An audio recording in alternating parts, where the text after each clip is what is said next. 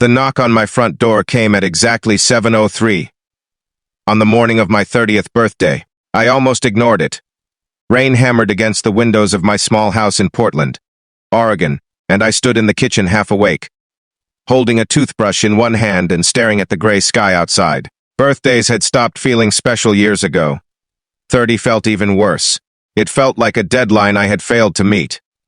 But something about that knock felt different. When I opened the door, my heart stopped. Standing on my porch was a woman I hadn't seen in nearly 15 years. She was soaked from the rain, holding an umbrella in one hand and a small paper bag in the other. Her eyes were older now, wiser somehow, but I recognized them instantly. In her hand was a folded note. And suddenly, a promise I had almost forgotten came rushing back. Before we begin, if you believe in kindness, second chances, and the idea that some promises are meant to last forever, please take a moment to like this video, leave a comment, share it with someone you care about, and subscribe to the channel.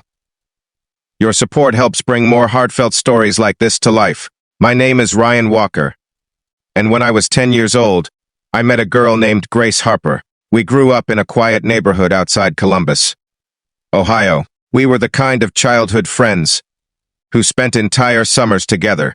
We rode bicycles until sunset, built forts in empty lots, and believed the world was much simpler than it really was. Grace was fearless.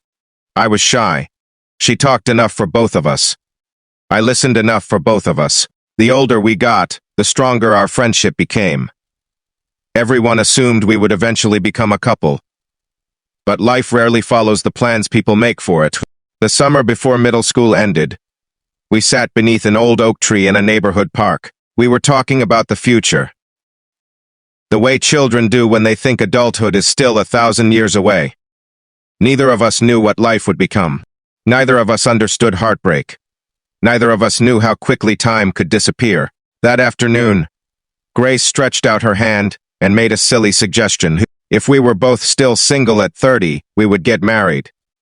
It was childish, ridiculous, completely unrealistic. But we sealed it with a pinky promise and laughed until our stomachs hurt. A year later, everything changed. Grace's father received a job offer in California.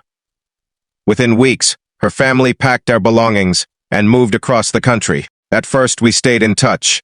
Letters became emails. Emails became occasional messages. Eventually, life happened. School became college. College became careers. Years slipped away. The messages became fewer. Then they stopped completely. At first, I assumed we would reconnect someday. But someday kept moving farther away. As the years passed, I built a life for myself in Portland. I worked as an architect. The job paid well enough, but it wasn't the life I had imagined. Relationships came and went.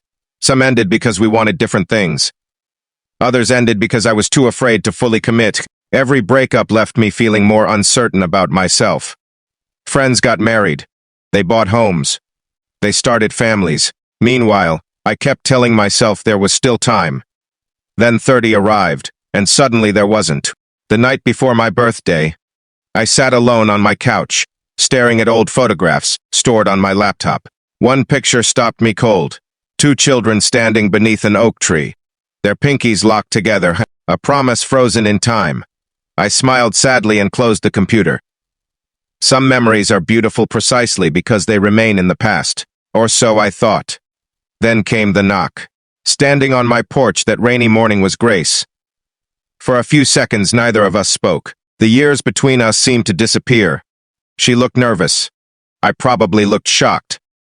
Finally, she held out the folded note. My hands trembled as I opened it. Inside was a single sentence.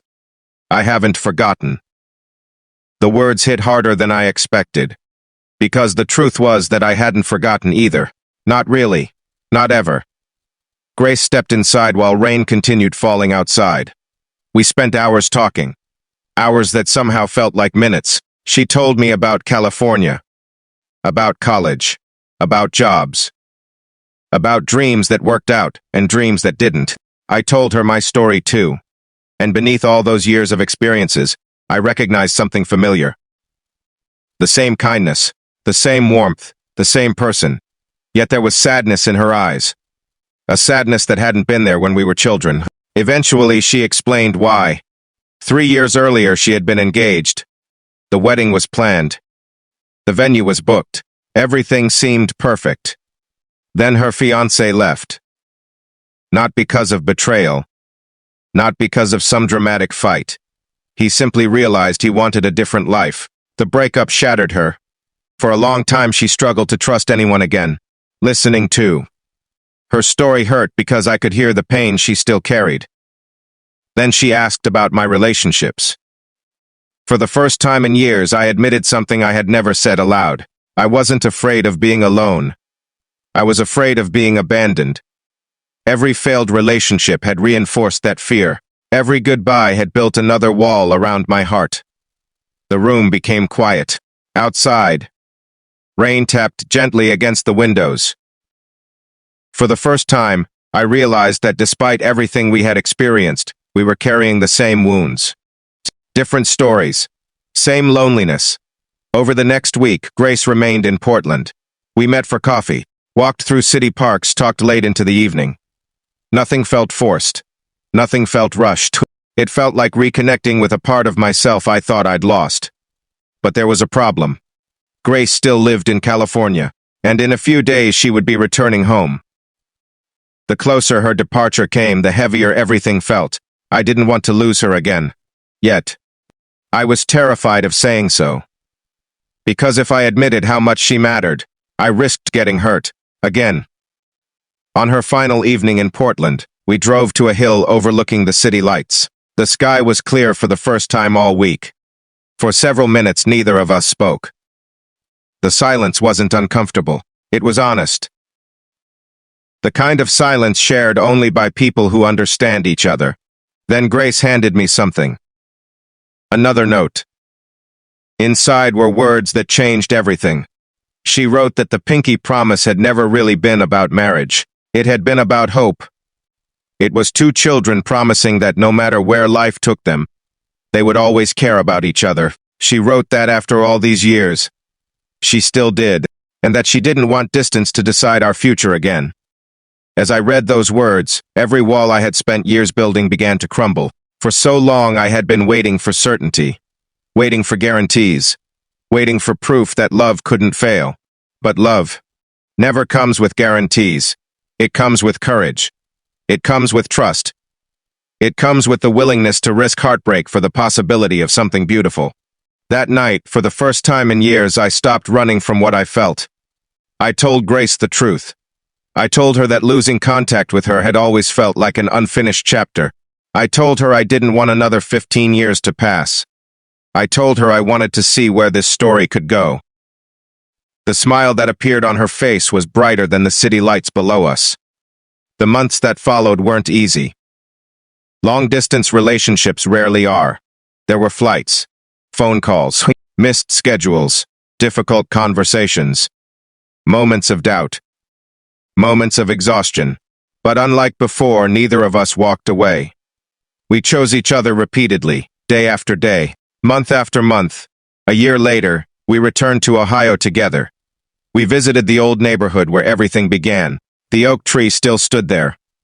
Older, stronger, weathered by time, just like us. Beneath those branches, I reached into my pocket and pulled out a ring. Not because of a promise made by children, but because of a choice made by adults.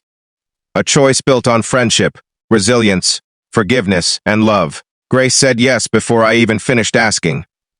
And for the first time in my life, I wasn't afraid of the future. Because the future wasn't something I had to face alone anymore. If this story touched your heart, please leave a comment and tell us where you're watching from and whether you believe some promises are meant to find their way back home. Stories like this remind us that life doesn't always move in straight lines. Sometimes people leave. Sometimes years pass. Sometimes dreams fall apart. But every once in a while, the thing you thought was lost forever finds its way back to your door on a rainy morning. And when it does, you have a choice. You can cling to old fears, or you can open the door. If this story moved you, please like the video, share it with someone who believes in second chances, and subscribe for more emotional stories that remind us of the power of hope, love, and human connection. Because sometimes the promises we make as children aren't forgotten. They're simply waiting for the right time to come true. And sometimes all it takes is a knock at the door,